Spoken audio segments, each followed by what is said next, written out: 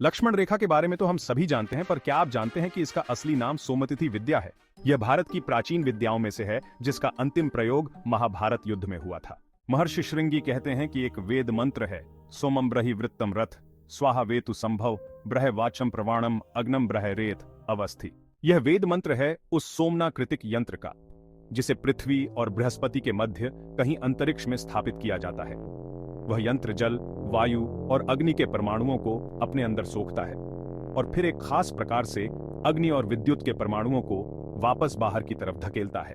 जब महर्षि भारद्वाज ऋषि मुनियों के साथ भ्रमण करते हुए वशिष्ठ आश्रम पहुंचे तो उन्होंने महर्षि वशिष्ठ से पूछा, राजकुमारों की शिक्षा दीक्षा कहां तक पहुंची है। महर्षि वशिष्ठ ने कहा कि यह जो ब्रह्मचारी राम है, इसने आग्नेयास्त्र, वरुणास्त्र, ब्रह्मास्त्र का संधान करना सीख लिया है और यह धनुर्वेद में पारंगत हुआ है। वहीं वो लक्ष्मण जी के लिए कहते हैं कि महर्षि विश्वामित्र के द्वारा ब्रह्मचारी लक्ष्मण एक दुर्लभ सोमतिथि विद्या सीख रहा है। उस समय पृथ्वी पर 4 गुरुकुलों में वह विद्या सिखाई जाती थी। महर्षि विश्वामित्र के गुरुकुल में, महर्षि वशिष्ठ के गुरुकुल में, महर्षि भारद्वाज के यहाँ और उदालक गोत्र के आचार्य शिकामकेतु के गुरुकुल में। श्रृंगी ऋषि कहते हैं कि लक्ष्मण उस विद्या में पारंगत था।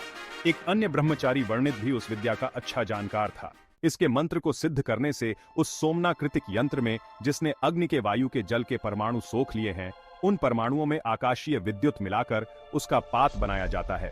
फिर उस यंत्र की मदद से लेजर बीम जैसी किरणों द्वारा पृथ्वी पर गोलाकार रेखा खींच दें। उसके अंदर जो भी रहेगा वह सुरक्षित रहेगा, लेकिन बाहर से अंदर अगर कोई जबरदस्ती प्रवेश करना चाहे तो उसे अग्नि और विद्युत का ऐसा झटका लगेगा कि वहीं राख बनकर उड़ जाएगा। ब्रह्मचारी लक्ष्मण इस विद्या के इतने पारंगत हो गए थे कि कालांतर में यह विद्या सोमतिथि न कहकर लक्ष्मण रेखा कहलाई जाने लगी। महर्षि दधीचि, महर्षि शांडिल्य भी इस विद्या को जानते थे। श्रृंगी ऋषि कहते हैं कि योगेश्वर भगवान श्री कृष्ण इस विद्या को जानने वाले अंतिम थे।